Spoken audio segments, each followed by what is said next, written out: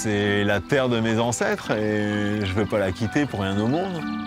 Je suis allée à l'école à Clermarais, je suis allée à la messe à Clermarais, au catéchisme à Clermarais. C'est nos racines, on est au Domarois.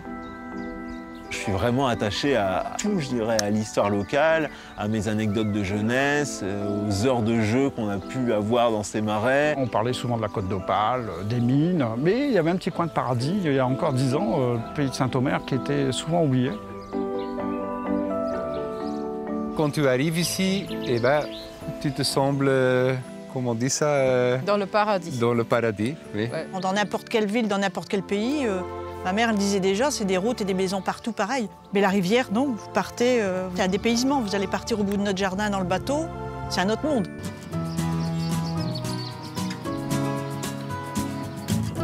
Être éco-acteur, c'est être bénévole de la réserve. Ouais, déjà, oui. Par exemple, un enfant qui malencontreusement fait tomber un papier dans la rivière, ben nous on ramasse le papier et c'est le moment d'aborder la gestion des déchets auprès des personnes, des passagers en bateau. Et si vous voulez faire un jardin, vous êtes avec des produits chimiques, vous donnez des coups de pied dans les abeilles et des choses comme ça, bon, forcément, vous ne pouvez pas être éco-acteur.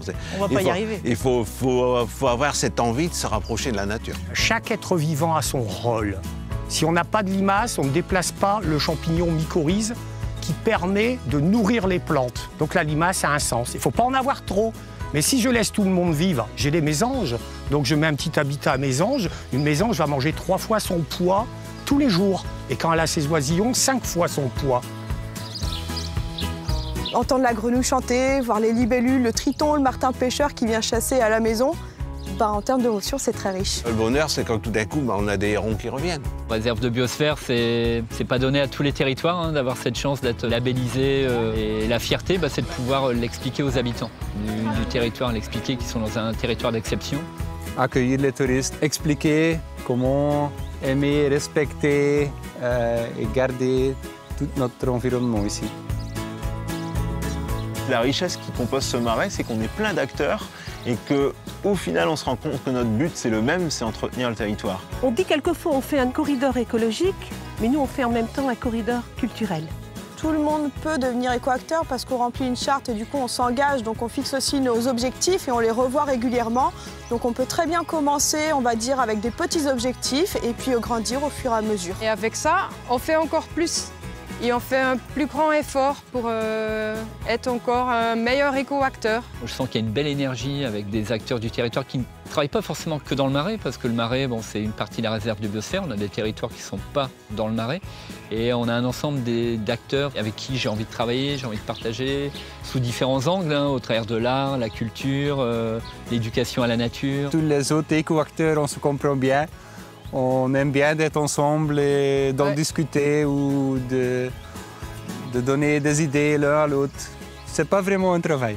On rencontre aussi nos homologues à l'étranger. Donc pour moi, c'est aussi la force d'un réseau, de pouvoir aller dans la rencontre à l'international, s'appuyer sur des expériences, des initiatives. Et si vous voulez participer à cette aventure, eh bien forcément, vous êtes le bienvenu.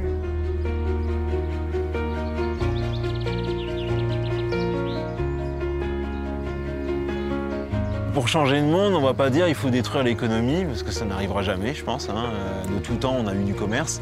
Non, c'est d'arriver vraiment à avoir une vraie conjugaison entre nature, respect de la nature et l'économie.